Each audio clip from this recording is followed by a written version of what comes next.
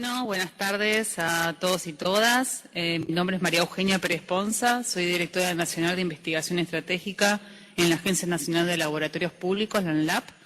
En primer lugar, quería agradecer a los y las organizadores del evento, también por haber seleccionado la propuesta que enviamos para poder compartirla a nivel regional. A ver si esto es así. ¿No es así? No, tampoco. Ahí sí. Bueno, para dar un breve marco institucional, porque muchos por ahí de ustedes no conozcan a la ANLAP. La ANLAP es la Agencia Nacional de Laboratorios Públicos. Es un organismo descentralizado del Ministerio de Salud de la Nación, de reciente creación, tiene poca vida desde 2015. Tiene como objetivo coordinar, promover, fortalecer la investigación, desarrollo y producción pública de medicamentos.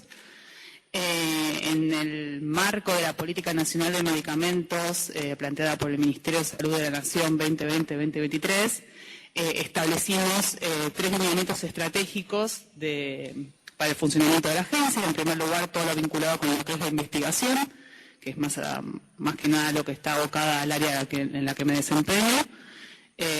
Otro segundo alineamiento vinculado con la promoción de los estándares de calidad, es decir, el acompañamiento de los laboratorios públicos en los procesos de certificación frente a la agencia regulatoria, o sea, a la ANMAT. Y un tercer lineamiento vinculado con la articulación y complementación de la matriz productiva estatal. La agencia no produce medicamentos, sino coordina la acción de laboratorios e instituciones preexistentes. En la actualidad la agencia está conformada, la red que coordina la agencia está conformada por casi 50 instituciones entre laboratorios públicos y universidades. Bien, lo que yo les vengo a presentar acá es una estrategia, es un relevamiento que realizamos desde la agencia para la identificación de tecnologías sanitarias estratégicas. ¿Qué nos motivó realizar este relevamiento? Bueno, ¿cuál es, digamos, el marco teórico? ¿Qué nos ha inspirado realizar? Bueno, en primer lugar, es que cuando comenzamos la actual gestión, muchas veces nos preguntábamos los mismos laboratorios o las universidades qué producir, qué investigar. Y decir, bueno, la verdad que nosotros en principio no sabemos solamente, necesitamos tener un diálogo con el Ministerio. Entonces, eso fue como lo que también nos disparó el llevar adelante este relevamiento. Y a nivel más teórico-político, recordemos la Estrategia Mundial y Plan de Acción sobre Salud Pública, en donde se insta a los estados a promover distintos tipos de acciones para la investigación. Reconocemos y reconociendo la existencia de medicamentos huérfanos, medicamentos para enfermedades desatendidas, situaciones de monopolio, faltas de disponibilidad de medicamentos de algún tipo, generalmente también muchas de formulaciones pediátricas, sumado a un contexto global de falta o problemas en la disponibilidad de distintos insumos sanitarios, además atendiendo que no teníamos o no contábamos con una herramienta, con una información sistematizada para, digamos, que diera cuenta de cuáles son aquellos medicamentos que son considerados estratégicos por el mismo Ministerio. Y sabiendo que es una información inédita y una información valiosa a la hora de poder coordinar acciones y actores, en este caso, digamos, de donde vengo yo a hablarles y a contarles desde la Agencia de Laboratorios Públicos, es decir, pensar a la producción pública como una herramienta más, no la única y no siempre la más adecuada, pero una herramienta más para poder garantizar o promover la disponibilidad de ciertos medicamentos que podrían tener algún tipo de problema de disponibilidad. Bueno, algunos conceptos metodológicos generales, ¿no?, que guiaron. El objetivo fue identificar, elaborar y caracterizar un listado de tecnologías sanitarias estratégicas para su potencial producción pública. La herramienta de recolección que utilizamos fue un cuestionario estructurado que se le fue enviado a los y las responsables de las distintas áreas del Ministerio. Asimismo fue acompañado por entrevistas que realizamos por modalidad Zoom La fuente de información, bueno, los y las responsables de distintas áreas, programas, direcciones del ministerio. El periodo temporal, este reglamento lo realizamos entre octubre de 2020, enero de 2021, pero nos vale destacar que si bien un periodo cristalizado de tiempo, es un proceso dinámico, porque lo que hayan contestado los programas en ese momento no significa que vayan a surgir variaciones, o de hecho surgieron variaciones, es decir, muchos programas se volvieron a comunicar con nosotros para realizar cambios a las respuestas que ya habían realizado, o han surgido varios productos u otras tecnologías a lo largo de este año.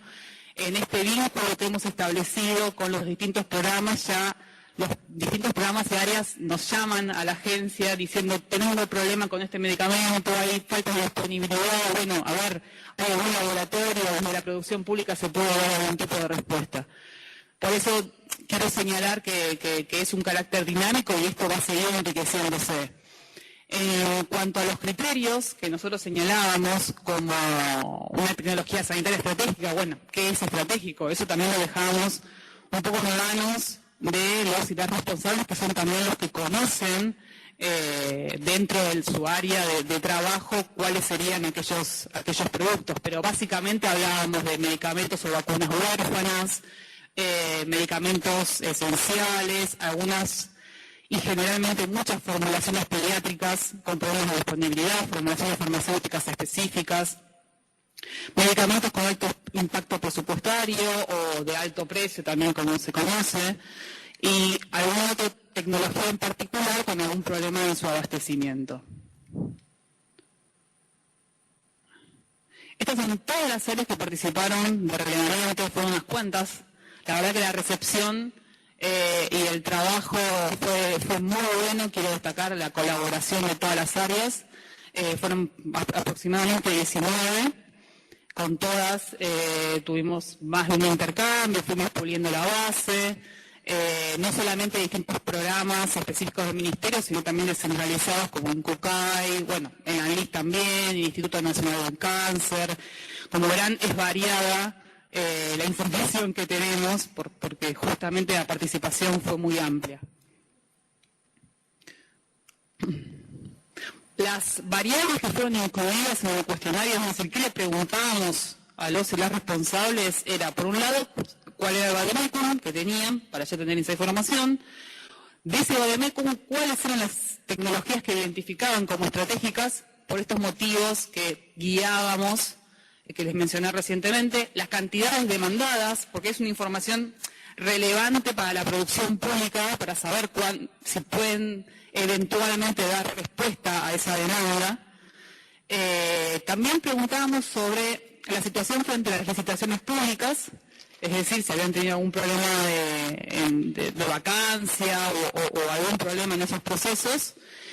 Y hay una pregunta específica sobre la necesidad o la pertinencia de nuevos desarrollos. Como les comentaba, la red está conformada también por universidades y centros de ciencia y tecnología, y nosotros financiamos muchos proyectos también para investigar y desarrollar nuevas tecnologías. Asimismo, una vez conformada la base con la información pura y cruda, como recibíamos de los programas, hicimos una caracterización propia desde el área de investigación, donde caracterizábamos estos productos en relación con la cantidad de actores en el mercado, si existía una situación de monopolio, el precio medio del mercado, la situación frente al marco regulatorio en el NAT, y la potencialidad con la articulación frente a la producción pública. Perdón, se me fue la presentación, ¿no fue si yo toqué algo? ¿Puede ser? Igual sigo, no pasa nada. La potencial articulación con la producción pública o con centros de ciencia y tecnología, sabiendo las capacidades que existen en la producción pública o en las distintas universidades, podíamos pensar en ciertas articulaciones. La situación frente a la propiedad intelectual de estos productos y también la identificación de productos biológicos. Vamos rápido a los principales resultados. Bien descriptivos, ¿no? Relevamos 186 medicamentos y vacunas distintas. También se relevaron 40 otros productos, como pueden ser distintos test diagnósticos, domiciliarios, prótesis, etcétera. 30 tecnologías se indicaron como necesarias en nuevo desarrollo para investigar y desarrollar, vinculadas con repelentes, insecticidas, reactivos diagnósticos, formulaciones pediátricas, etcétera, etcétera. Bueno, 12 medicamentos fueron reiterados por más de un programa, 8 medicamentos no se encuentran disponibles dentro del MAT, generalmente vinculados con nuevos desarrollos o algunos productos que no están disponibles en el país, no son importados o registrados quizá en la Comunidad Europea. Y se identificaron 31 medicamentos estratégicos biológicos. Continuando con los principales resultados, cuando se les consultaba a los programas el por qué se indicaba ese medicamento como estratégico, ahí ven las situaciones que indicaban, como por ejemplo 22 medicamentos por la situación de monopolio, 58 por sobreprecio o alto precio, 88 por pocos actores en el mercado, 14 con falta de disponibilidad, era variado y muchas veces se daba como más de un motivo por tecnología. 57 medicamentos se identificaron con problemas en las licitaciones públicas, son bastantes, considerando que la base era de 187, muchos de ellos vinculados con el Banco de Drogas Oncológicas, aquellos productos que son considerados o se les dicen dentro de la jerga como de ferretería, no son ya productos biológicos, pero sí el Ministerio continúa adquiriendo, son necesarios y cada vez es más complicado que estén disponibles dentro del mercado. También se hizo una caracterización por la cantidad de actores en el mercado, identificando que muchos medicamentos y tecnologías no estaban disponibles, es decir, podríamos considerarlo como huérfanos o bien existía una situación de monopolio.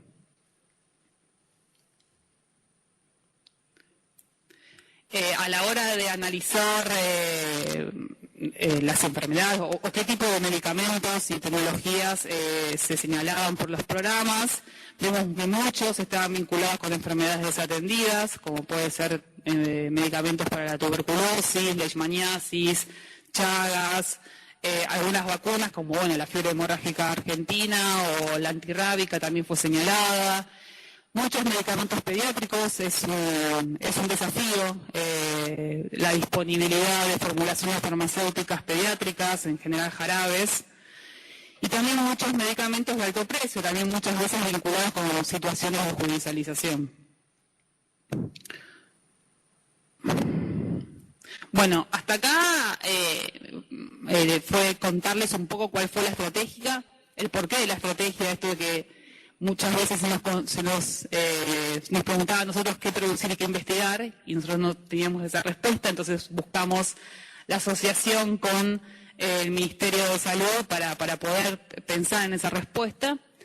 Y como les contaba, este relevamiento es para nosotros una verdadera herramienta de política pública. ¿Por qué? Porque podemos ver respuestas concretas en productos concretos.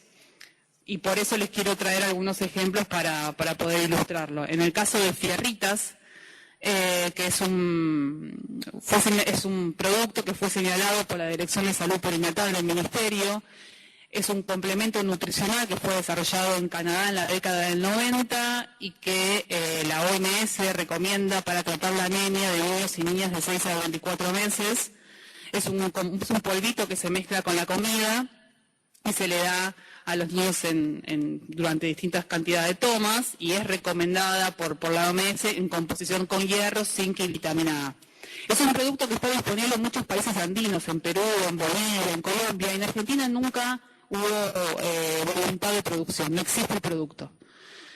Entonces la Dirección de Salud Perinatal, frente a las recomendaciones de la OMS, frente a los resultados de la encuesta nacional de nutrición, donde marcan un importante porcentaje de niños y niñas con problemas de anemia, nos indicó como necesario pensar en tener este tipo de producto.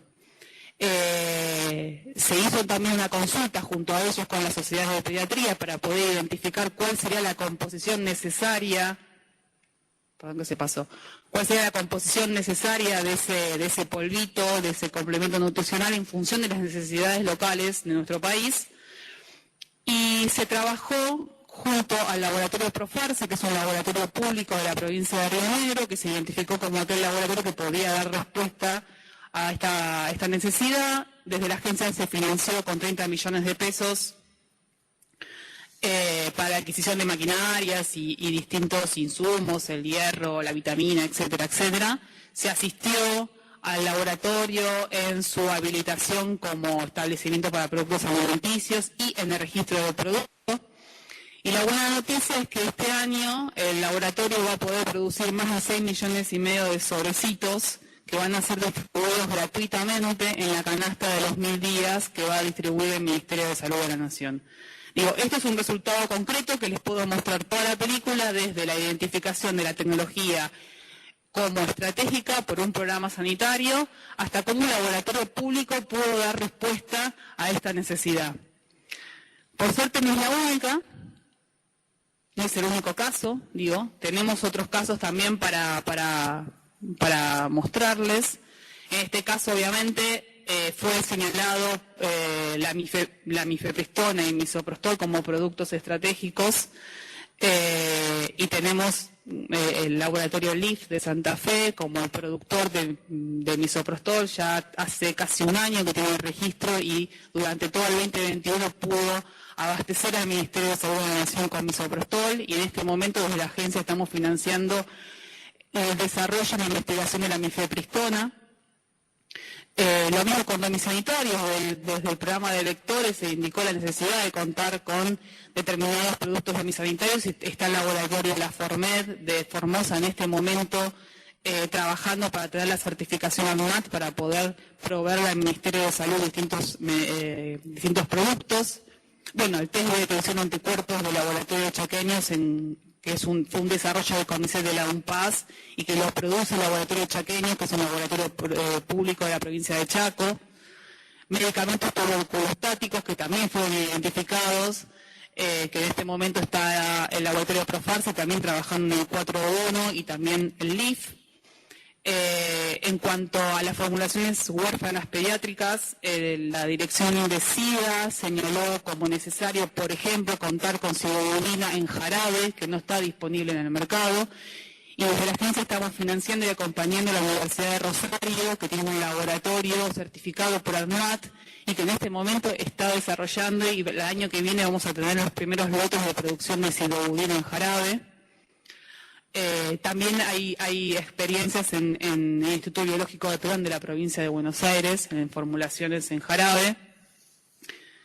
Y finalmente, como ustedes también se habrán noticiado, la vacuna contra la fiebre hemorrágica argentina, que es una vacuna para justamente una enfermedad endémica que solamente existe en la región central de nuestro país, una vacuna que solamente produce un laboratorio público de la LIS y que había sido interrumpida por falta de presupuesto en el año 2018.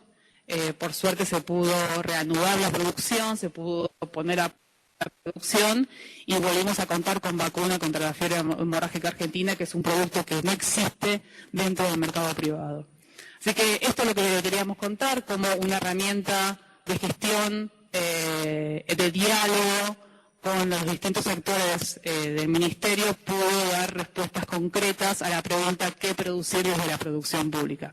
Muchas gracias.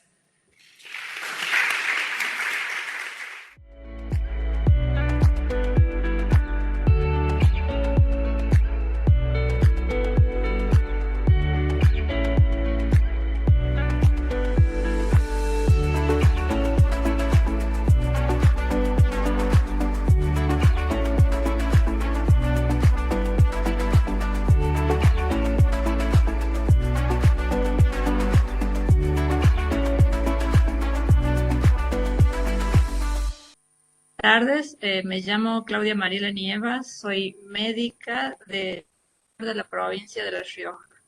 Soy docente de la Universidad Nacional de La Rioja, bueno, y también trabajo como médica en el sistema público de salud. Este trabajo de investigación se ha realizado con docente investigador de la Universidad Nacional de Córdoba, el profesor Gandini, y una alumna de la Universidad Torcuato de Itela, Angelina Tapia.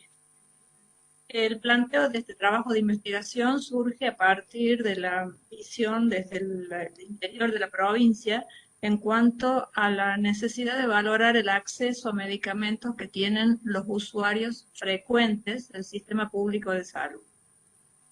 Considerábamos que el acceso a los medicamentos es un determinante importante de los resultados sanitarios que tiene un sistema público de salud, ¿no?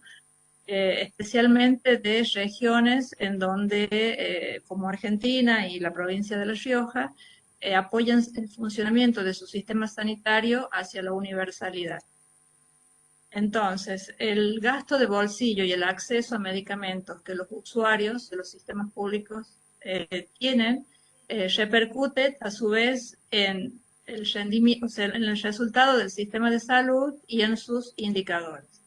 Este trabajo lo que hace es describir las realidades particulares para acceder a los medicamentos de los usuarios del interior en cuanto a su gasto de bolsillo, a la propia valoración que tienen respecto a la accesibilidad de usuarios del sistema público de salud. El objetivo puntual del trabajo de investigación consistió en identificar las barreras en el acceso a medicamentos y la presencia del gasto de bolsillos en el interior argentino. Para el método determinado para el estudio, se consideró un estudio de tipo descriptivo, transversal, analítico, de datos recolectados mediante encuestas autoadministradas, que comprometió a 19 preguntas dirigidas a los usuarios, ¿no? El universo fue la ciudad de Chamical,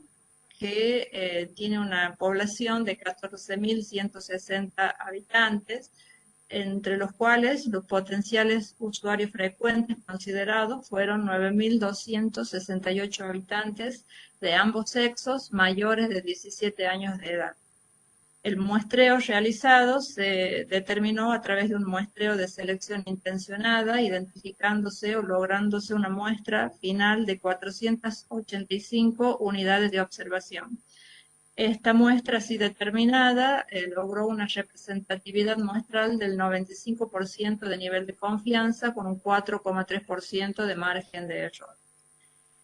En cuanto a las variables que se han seleccionado para valorar este estudio, correspondieron a variables que evaluaban barreras para acceder a los medicamentos. Dentro de ellas se consideraron género, valores de ingreso salarial expresado por los encuestados. Se tomaba como referencia el valor de la canasta básica familiar del momento de la encuesta. Tiempos en años de medicación que estos pacientes requerían hacer uso del medicamento y del gasto. La situación de estabilidad laboral del paciente, si tenía trabajo estable o no. El gasto de bolsillos, si era necesario realizarlo para poder acceder a los medicamentos, y en el caso que sí tenía que hacer gasto de bolsillos, se estratificó de acuerdo a valores dólares en el momento.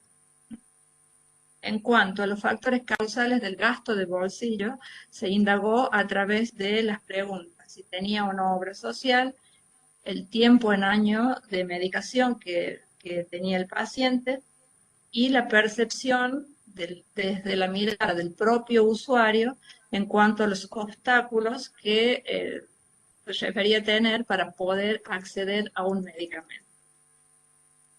Los criterios que se ha considerado en este estudio, dentro de los de inclusión, se tomó en cuenta los usuarios frecuentes del sistema público de salud que podían o no tener obra social, que tuviesen más de 17 años y que otorgaron el consentimiento para responder la encuesta.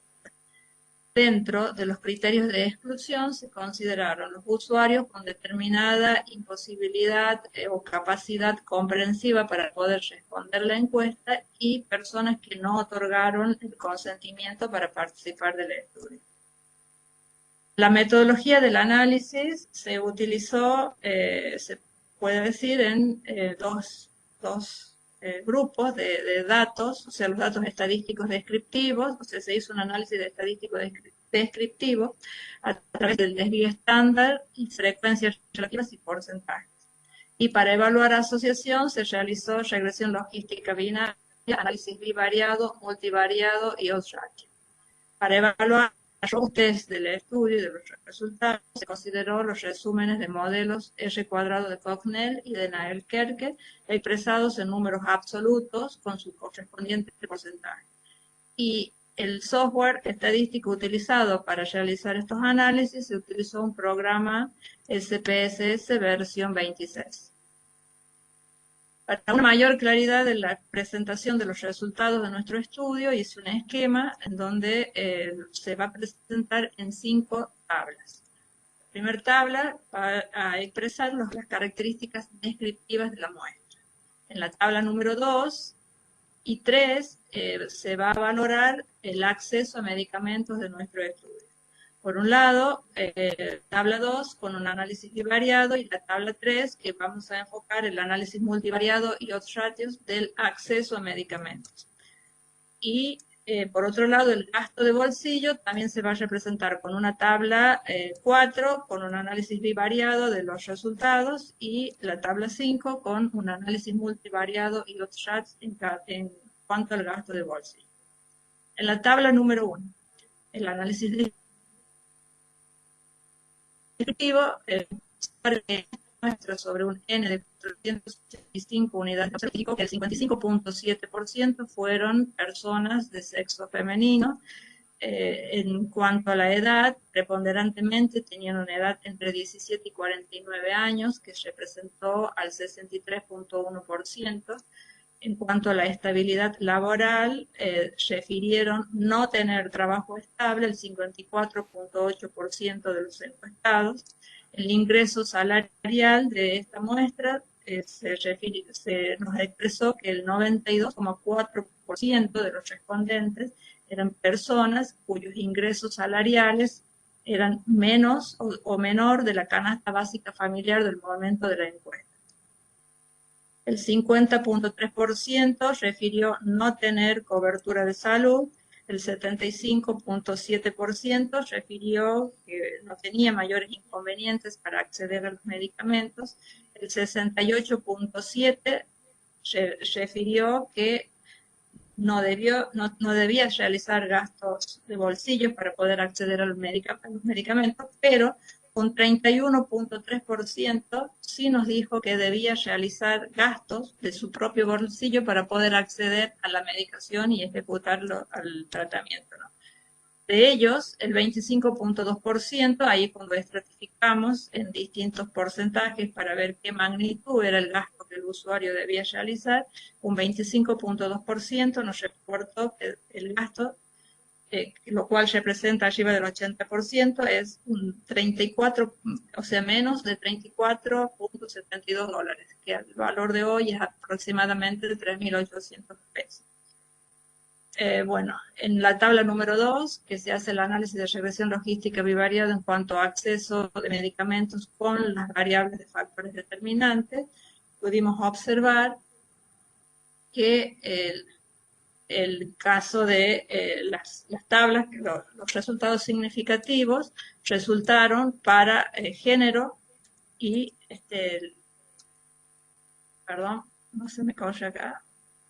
La tabla representativa número 2 fue significativa para la edad de los usuarios en mayores de 50 años y en cuanto al gasto de bolsillo respecto a aquellos pacientes que requirieron realizar medicamentos, ¿sí?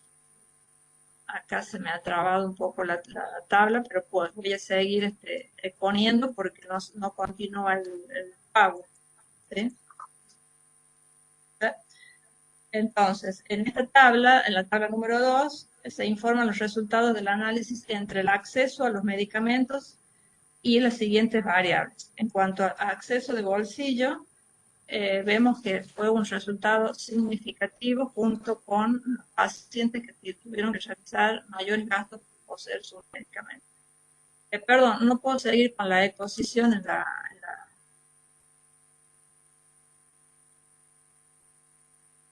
no puedo continuar con la... Ahí está. Entonces, en esta tabla, la asociación significativa se observó con el acceso a medicamentos que tenían las personas mayores de 50 años y los que tenían que realizar gastos de algún recurso. No fue significativo para los pacientes que tenían estabilidad laboral y con ingresos salariales menos de la canasta básica familiar. En cuanto a la tabla número 3, el análisis multivariado y de odds ratio, el resultado resultó significativo para la edad respecto al género, en donde pudimos ver un odds ratio de 1.7,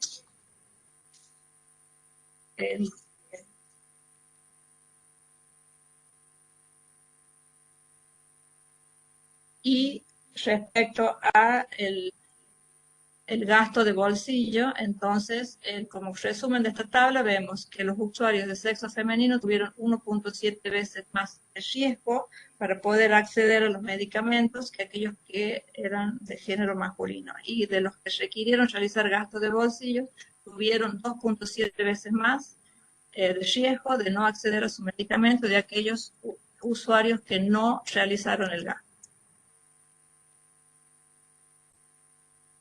Respecto a la tabla 4, donde voy a presentar la regresión logística bivariada del gasto de bolsillo exclusivo con los factores determinantes, se observó que la asociación significativa se encontró en personas nuevamente mayores de 50 años y en aquellas personas que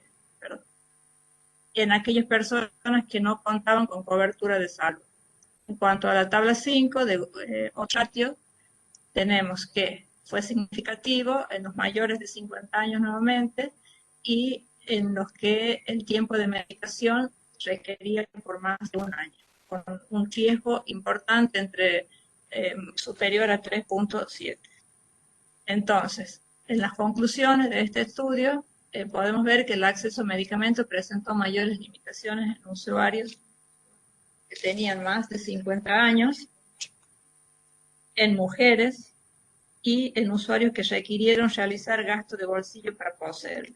El gasto de bolsillo, a su vez, representó mayores limitaciones en los mayores de 50 años. La probabilidad del no acceso a medicamentos se incrementó en 1,7 veces más si se es mujer y en 2,7 más si para poseerlo se requirió realizar un gasto de bolsillo respecto a los usuarios que no requirieron realizar. En cuanto al gasto de bolsillo puntual, se incrementó en 3.26% la posibilidad de realizarlo si se era mayor de 50 años respecto a los usuarios de menor edad, y en 3.59 veces más si la medicación que se requirió fue por un tiempo mayor a un año, respecto a aquellos que la necesitaron por menos tiempo. De los que sí requirieron realizar gasto de bolsillo, el 80.51% de los usuarios debieron realizar gastos entre $1 y $34.72. El ser mayor de 50 años y requerir medicación por más de un año impone una carga económica en hogares de esta región del interior argentino. Estudios previos de Argentina observaron, por ejemplo, una relación regresiva entre el gasto de bolsillo en salud de las familias y los niveles de ingresos. Estudios latinoamericanos reportaron gastos de bolsillo promedios menores a los que se encontró en este estudio. Según los hallazgos, la inaccesibilidad a medicamentos se relacionó con la edad, con el género femenino y con la necesidad de realizar gasto de bolsillos para poseerlo. La mayor frecuencia de estrato en gasto observado fue entre 1 y $34.72 en 80.51% del grupo de respondentes que sí requirieron realizar gasto de bolsillo. A su vez, se relacionó el gasto con mayores de 50 años que requirieron medicación por más de un año y dentro de ellos los que requirieron medicación especialmente dentro de las patologías cardiovasculares. Los hogares de bajos ingresos que poseen un mayor riesgo de sufrir dificultades para acceder a sus medicamentos son los que tienen más de 50 años y necesitan medicación por un tiempo superior a un año. Los hallazgos de esta investigación sugieren la revisión de estrategias o de políticas públicas en el interior de Argentina que tiendan a disminuir brechas de desigualdad en grupos poblacionales de los mayores de 50 años que requieren medicación por un tiempo superior a un año y bueno, creo que eso es lo más importante de nuestro estudio. Perdón, se me había colocado allí una pantalla y no podía hacer un seguimiento de la presentación. Muchas gracias.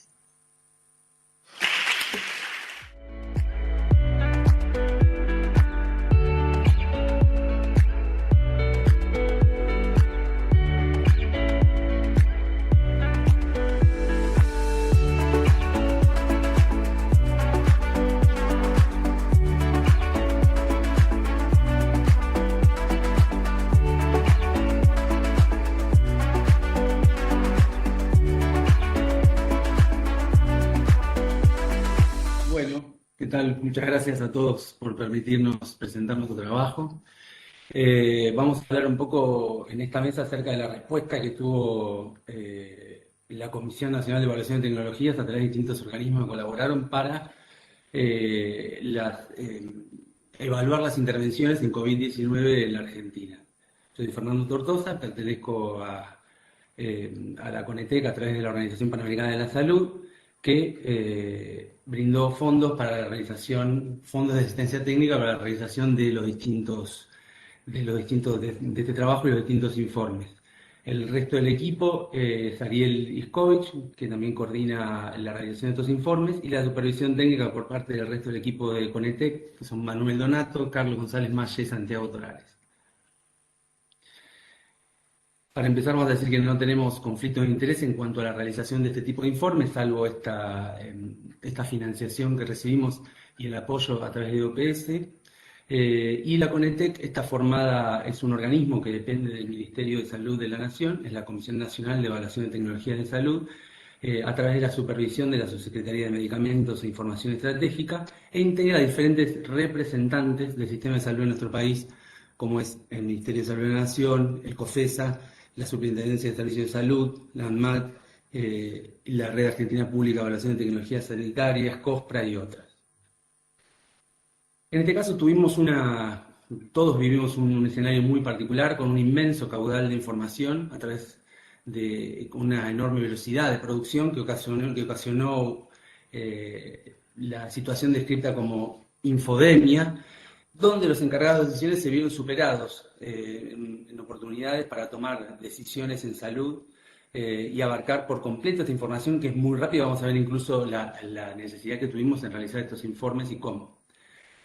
De esta forma, esta cantidad, diversidad, dificultad de la información y la evidencia científica llevó a un gran vértigo en la toma de decisiones en la mayoría de los decisores de nuestro país, sobre todo en este escenario de pandemia. El objetivo de la síntesis de evidencia y de las evaluaciones de tecnología sanitaria específicamente es proveer a los decisores de informaciones que puedan tomar decisiones informadas por evidencia, que sea accesible, fácil de usar y que los pueda guiar en estas decisiones y poder asignar en forma eficiente los recursos. Es decir, como siempre decimos en la evaluación de tecnologías sanitarias, que sea un puente entre la evidencia y la toma de decisiones en salud. No fue el objetivo de estos informes realizar recomendaciones, sino poder dar la mejor información para la toma de decisiones, basándonos en 3 puntos específicos que tenían estos informes, que son los efectos en la salud, las recomendaciones existentes y las dificultades en la implementación, incluyendo los costos. En el caso de estos, vemos que pudimos graduarlos teniendo en cuenta estos tres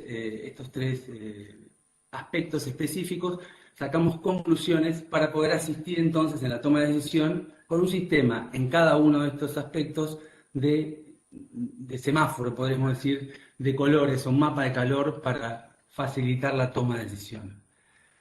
Además, los escenarios clínicos para tomar la decisión fueron cambiando. Pasaron al principio, como vemos a la izquierda, en personas no infectadas. Al principio eran pacientes graves o no graves, luego se fueron acoplando la profilaxis en personas aún no infectadas y después lo último que acoplamos en cuanto a escenarios clínicos fue la utilización de estas tecnologías en personas vacunadas y no vacunadas. Para eso utilizamos específicamente los efectos de salud, una búsqueda basada en el log de la Fundación Epistemónicos, que incluye la búsqueda de más de 10 bases de datos diferentes para determinar cuáles eran las revisiones sistemáticas vivas que aporten información adecuada actualizada y confiable. Y estas revisiones sistemáticas vivas, que en general fueron la de Cochrane de París, la revisión sistemática realizada por la Organización Panamericana de la Salud y la organización sistemática que utilizan las guías de OMS como sustrato para la realización de sus guías, fueron las que tuvieron la mejor calidad metodológica a través de la herramienta AMSTAR2, la mejor confianza, perdón, en estas revisiones sistemáticas vivas. Y por otra parte, seguimos la estandarización de los desenlaces que usó la Organización Mundial de la Salud y las distintas guías de práctica clínica, donde se estandarizaron estos desenlaces en salud desde la perspectiva de una persona gravemente enferma y de una persona ambulatoria. Una persona que requería internación y de otra que no. Con lo cual, los desenlaces que se tomaron en cuenta fueron la muerte, la necesidad de ventilación mecánica, la internación, la calidad de vida, la duración de la hospitalización en algunos casos, pero sobre todo fueron estos tres desenlaces críticos y en algunos casos fue la admisión hospitalaria y la infección desde la perspectiva del paciente ambulatorio. En este caso, las revisiones sistemáticas evaluadas se veían a través de la herramienta AMSTAR y veíamos la calidad de la confianza que teníamos en cada una de ellas y que utilizaran el sistema GRED. La mayoría de ellas fueron realizadas en parejas y una de ellas se realizó en red, como es la de British Medical Journal. Los distintos desenlaces se presentaban, seguimos hablando de los efectos en salud, de acuerdo a riesgos basales, comparando los riesgos basales entre aquellos sin la intervención y con la intervención a través de las revisiones sistemáticas, y veíamos la certeza en cada uno de estos efectos. En este caso estamos viendo el ejemplo de la mortalidad al día 28, pero con cada uno de los desenlaces a través de la evidencia disponible, valoramos la certeza en las estimaciones de cada uno de los efectos, de acuerdo a estas revisiones sistemáticas vivas. Lo segundo que valoramos fue algunos parámetros relacionados con la implementación, sobre todo barreras y costos. En este caso tomamos en cuenta que esté aprobado por la agencia regulatoria y esté comercializado en Argentina, sobre todo relacionado con la accesibilidad del producto. Por otro lado, que sea factible su utilización, que sea aceptable su uso, y el costo comparativo entre el uso de esta medicación, de la intervención específica, y en este caso de los corticoides, se utilizó para la mayoría, que era el tratamiento que había mostrado mayor eficacia a menor costo. Por otro lado, las recomendaciones en salud que estuvieran basadas en evidencia, informadas en evidencia y estuvieran actualizadas, se buscaron a través de la página COVID-RECMAP. Esta página también es realizada en Canadá y está actualizada por la Organización Mundial de la Salud. En ella buscamos las mejores o las recomendaciones actualizadas, vivas, basadas en estos sustratos de información y que estuvieran basados en evidencia.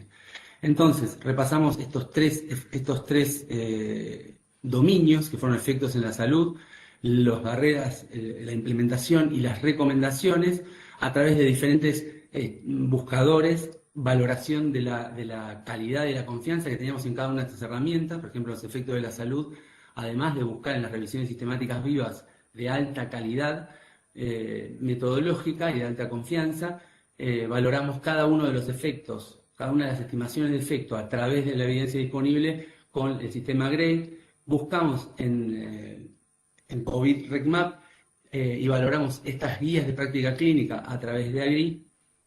Y por otra parte, tomamos en cuenta la regulación a través de ANMAT de la mayoría de estos productos.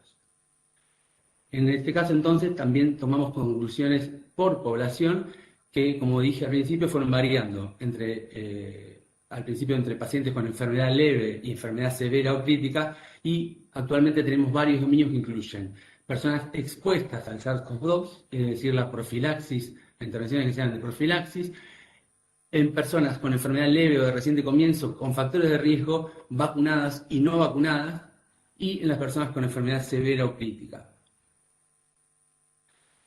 fue migrando, fue mutando la planilla desde una planilla bastante más simple a una planilla como vemos ahora con más de 16 recomendaciones actualizadas, basadas en evidencia viva, dado que necesita una actualización rápida, con estos escenarios actuales. Como vemos, la eficacia a veces es el primer escalón y necesitamos ver otras cosas dentro de la evaluación. En este caso, la implementación, las barreras y costos en nuestro país y cómo que figuraba en el resto de las guías de práctica clínica nos permite subir unos peldaños más para ver con más certeza cada una de estas intervenciones en nuestro medio. Estos tuvieron un impacto importante, han sido utilizados por diferentes sistemas de salud y dentro de la producción de Conetec tienen una relevancia importante. Acá está desactualizado, tenemos actualmente 16 informes en COVID, además de los informes de Conetec de otras tecnologías, y como vemos han tenido una gran cantidad de descargas a nivel de las bibliotecas regionales, y tenemos experiencia de que han sido de gran utilidad para el uso en la toma de decisiones informadas por evidencia. Bueno, estas situaciones, como comentario final, vamos a decir que las situaciones y el contexto hicieron visible la necesidad de tener resúmenes de evidencia robustos, que sean actualizados, confiables, basados en evidencia viva, dado que requieren una actualización constante de información muy rápida, una diseminación apropiada, y sirvieron de soporte a quienes toman decisiones en salud en un contexto muy particular, como fue la infodemia, en este contexto de infodemia, con una presión de distintos sectores de la sociedad para utilizar tecnologías con eficacia y seguridad aún en evaluación. Bueno, les presento al equipo de Conetec, algunos estamos cada vez más lejos, nos separan muchos kilómetros. Yo soy Fernando Tortosa, me puse una foto que me favorece mucho.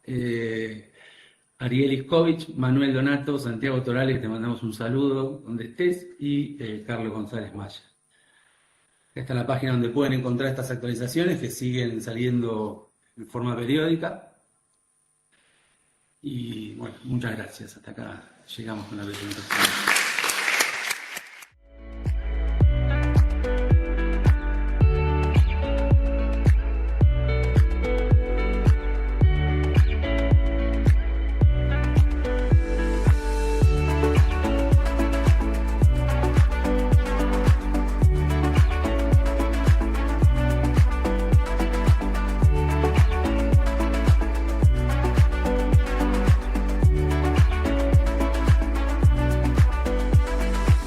Hola, buenas tardes. Primero que nada, muchas gracias por haber elegido este proyecto. Realmente me da mucha alegría que haya interés en conocer cuáles han sido las políticas con respecto a la evaluación ética de investigaciones en salud. Yo soy Ana Palmero, soy responsable del área de ética en investigación de la Dirección de Investigación en Salud del Ministerio, y también soy investigadora externa de SEDES, así que, bueno, en este caso, este estudio no fue realizado en mi carácter del Ministerio de Salud, sino a través de SEDES. Fue un trabajo realizado con un equipo de investigadoras con interés en saber qué estaba pasando en América Latina, ya que, bueno, por mi parte me tocó enfrentar esto acá en el país, ¿sí? Este es un estudio que fue financiado por un grant de la OMS, de la Unidad de Ética y Gobernanza. Bueno, creo que esto no es necesario decirlo acá, pero bueno, hay un deber moral de realizar investigaciones durante las emergencias sanitarias, esto lo sabemos, tenemos que producir evidencia de una manera rápida y eficaz, asegurando la validez científica de todas las investigaciones que se realizan. Y cuando hablamos de investigaciones en seres humanos, que esto es importante recordar que no solamente es la investigación clínica, sino que también es toda investigación en la que se utilicen datos o también muestras biológicas de las personas, se requiere, aunque estemos dentro de las epidemias, mantener todos los estándares de protección de los sujetos participantes, ¿no? Esto es, los principios éticos para realizar este tipo de investigaciones, y a su vez estamos en emergencia sanitaria, necesitamos acelerar todos esos procesos y reducir los obstáculos prácticos para su realización. Esto ya se venía discutiendo de previas epidemias, sobre todo la epidemia del ébola, y en nuestra región en lo que fue la epidemia del Zika, ¿no? De qué manera establecer estrategias y políticas para poder garantizar que las evaluaciones éticas de las investigaciones se realizan de una manera acelerada y manteniendo obviamente la rigurosidad en su evaluación ética, ¿sí? O sea, esto no era algo novedoso, ¿sí? Para cuando arrancó la pandemia de COVID. ¿Cómo conseguimos esto? Entonces, teniendo políticas claras sobre la evaluación ética que se realiza de estas investigaciones, que ésta se haga de manera acelerada y con adhesión a las pautas éticas. Durante esta pandemia específicamente, tanto la OMS como la OPS emitieron varios documentos de orientación ética para este fin. La primera que salió fue la de la OMS, que también ya estaba basada en anteriores, ¿sí? Es algo que ya se venía discutiendo internacionalmente, de qué manera garantizábamos que esto suceda. Y así también la OPS emitió documentos específicos para América Latina. El objetivo entonces de este estudio fue en primer lugar identificar si los países de América Latina habían adoptado estas políticas y analizar en qué medida estas políticas eran acorde a estas orientaciones emitidas por la OMS y OEPS. En particular, respecto a haber adoptado una organización específica para la evaluación ética de la investigación sobre COVID-19, que haya algún tipo de estrategia de coordinación entre los comités de ética en investigación, las autoridades de salud y también las autoridades regulatorias, ¿no? De medicamentos, que bueno, como ustedes saben, todos los pasos de autorización de una investigación también las incluye. Que existieran procedimientos operativos para acelerar la evaluación ética por parte de los comités de ética de investigación, estos que tuvieran reglas claras de cómo hacerlo, y la adopción de aspectos éticos específicos, disculpen que se me va el control, de aspectos éticos específicos para la revisión ética durante emergencias sanitarias. No son diferentes a los de que podemos encontrar en tiempos ordinarios, pero sí requieren adaptarse a las necesidades que tenemos durante la pandemia. Para eso realizamos un estudio descriptivo exploratorio que consistió en revisar la normativa y todos los documentos que hayan sido emitidos por autoridades competentes de los países de América Latina, y se eligió a los países de habla hispana y de Brasil, sobre todo porque tenemos un sistema jurídico similar y esto nos permitía comparar entre los distintos documentos, sobre todo en los casos en que fueran realmente documentos como resoluciones o leyes, o ese tipo de documentos más oficiales. La metodología fue una búsqueda en las bases de datos oficiales, sobre todo los boletines oficiales y las páginas web gubernamentales de los ministerios de salud. Se sigue moviendo sola, no sé si la dejo... No, se va. Pero mira, ahí se fue sola. Se fue al final.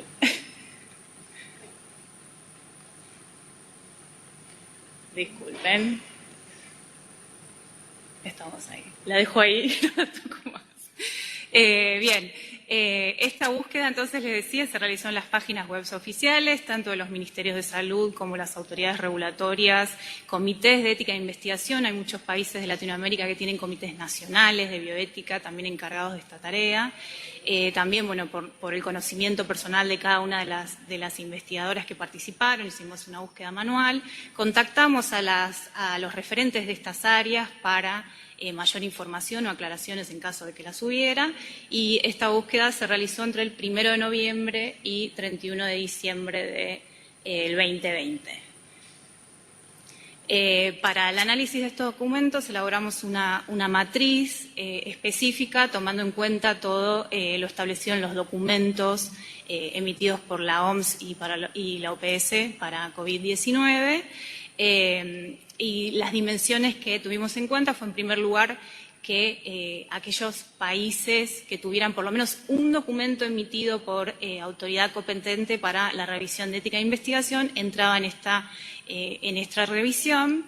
Y hablamos de un marco de gobernanza porque fuimos encontrando muchos documentos que fueron emitidos a medida que la pandemia fue extendiéndose en el tiempo, ¿no? La segunda dimensión estaba relacionada con las estrategias adoptadas específicamente para la evaluación ética. Para esto evaluamos si existía un modelo específico de evaluación, si se habían establecido mecanismos de coordinación, si existían guías o orientación específica para el funcionamiento de los comités en esta situación, y también si había guía para aquellos aspectos claves de la evaluación ética de las investigaciones. Con respecto a las guías operacionales para comités, los comités suelen tener procedimientos operativos en tiempos ordinarios, pero para las épocas, digamos, de emergencias sanitarias se requieren que estos procedimientos se adapten para poder acelerarlos, ¿sí?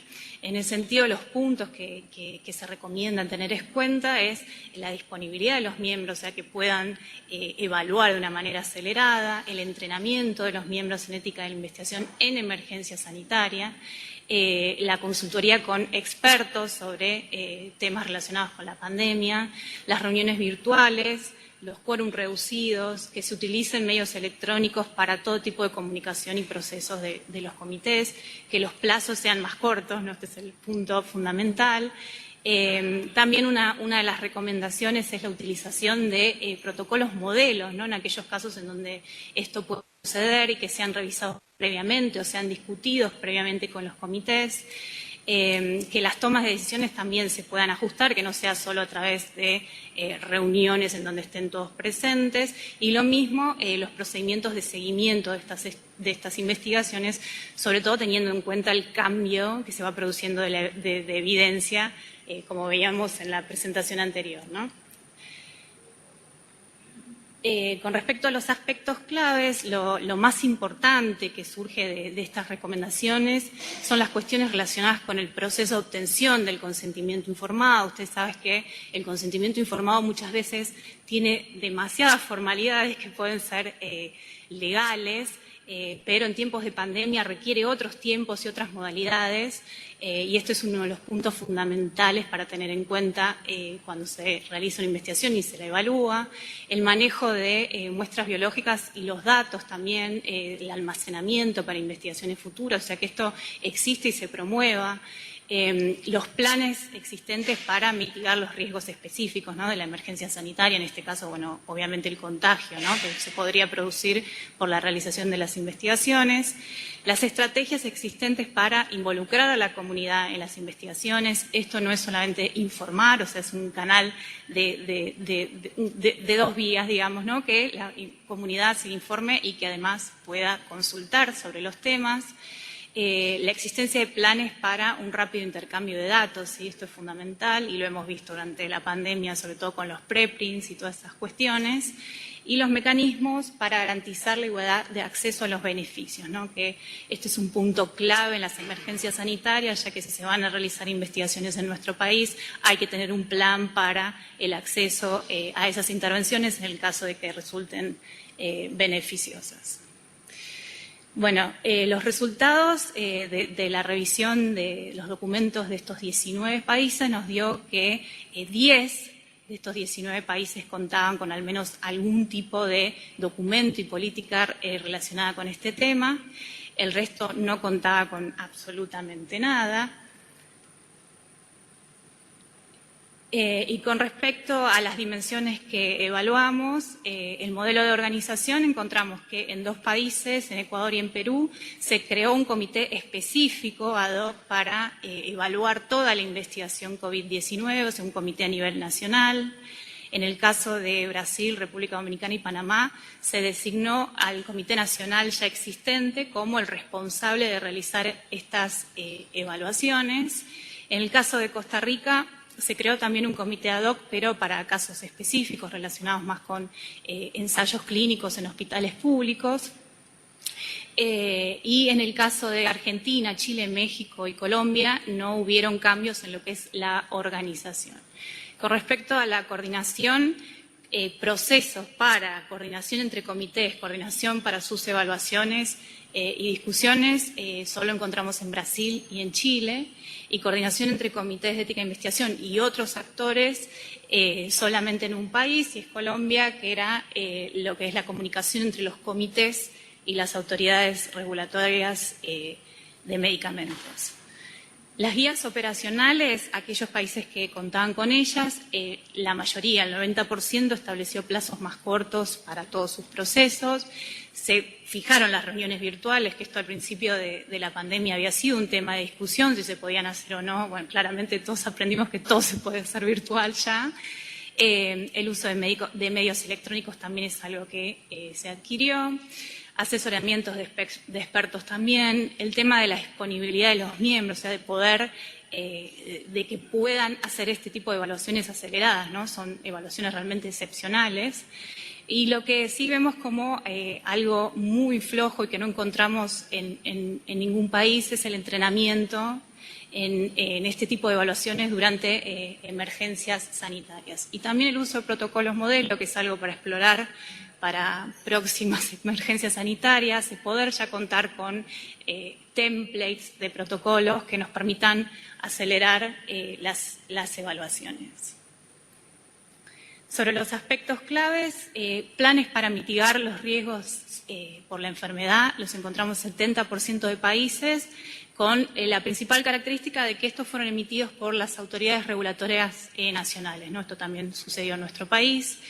Procesos alternativos para la obtención del consentimiento informado del 60%, que también es algo importante, que suele ser como algo que no se puede tocar. Se han permitido procesos alternativos que permitieran que esto se realice de una manera ética, pero, por ejemplo, mediante la utilización de videollamadas o con las herramientas de telemedicina, o también obtención de consentimientos de manera diferida. También se solicitó el plan de manejo de muestras y datos. Este es un punto sumamente importante, que estos planes existan en los proyectos, sobre todo en emergencia sanitaria, para poder incentivar o promover las investigaciones futuras con estos datos.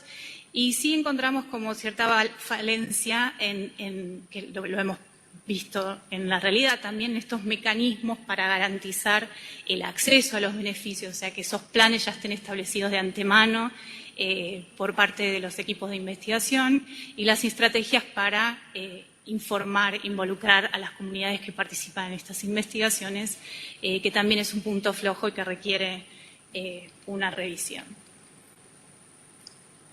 Ya para ir cerrando, lo que hemos concluido es que, bueno, en general la mayoría de los países pudieron rápidamente ajustar, digamos, en la marcha, ¿no? Ajustar estos marcos para realizar una evaluación ética acelerada y rigurosa.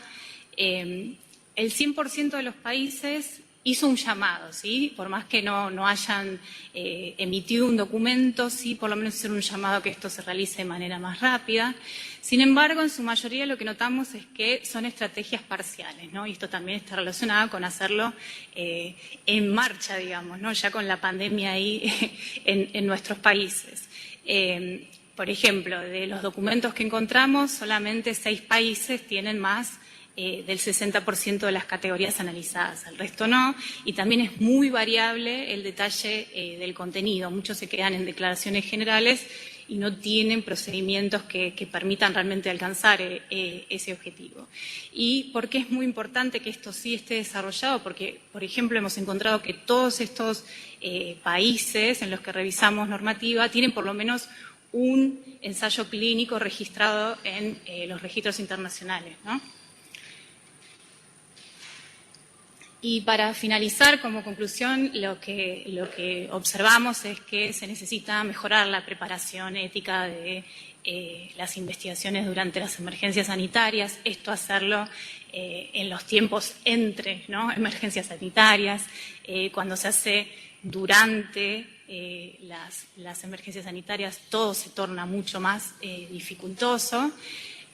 Con respecto a la organización, es necesario que se prevean estas estrategias y que se exploren estrategias conjuntas que permitan acelerar y coordinar las evaluaciones, ¿sí? Sobre todo para no duplicar los esfuerzos, ¿sí? en especial en lo que son los estudios multicéntricos, y esto lo observamos en nuestro país constantemente, sobre todo por la característica de ser un país federal, en donde si queremos realizar un estudio tenemos que pasar por muchos comités de ética, y es importante que durante la emergencia sanitaria se establezca una estrategia específica para este fin. Con respecto al funcionamiento de los comités, para prepararlos hay que entrenarlos, y esto también va para los investigadores, ¿no? Sobre aquellos aspectos que deben tenerse en cuenta durante las emergencias sanitarias, y incorporar los procedimientos operativos como algo general para todos los comités, ¿sí? O sea, que todos los comités ya tengan establecido un apartado con respecto a cómo van a funcionar durante las emergencias sanitarias. Y con respecto a los aspectos éticos, vemos como muy positivo la adopción de procesos alternativos para la obtención del consentimiento informado. Esto en el sentido de que vemos que el consentimiento es un proceso ético, sobre todo, ¿sí? Para que la persona pueda aceptar libremente participar en una investigación una vez que ha sido formada, y que no quede como un requisito legal, ¿no? Y regulatorio nada más. Por eso es importante quizás pensar en la adopción de estos procedimientos para tiempos ordinarios, y sí establecer específicamente esta posibilidad de adaptación a las emergencias sanitarias. Y los aspectos que menos han sido incorporados en estos documentos también son debilidades en tiempos ordinarios, así que haberlos identificado y poder charlar de ellos es también una posibilidad de mejora, no solamente para la preparación ética de emergencias sanitarias, sino en tiempos ordinarios. Muchas gracias.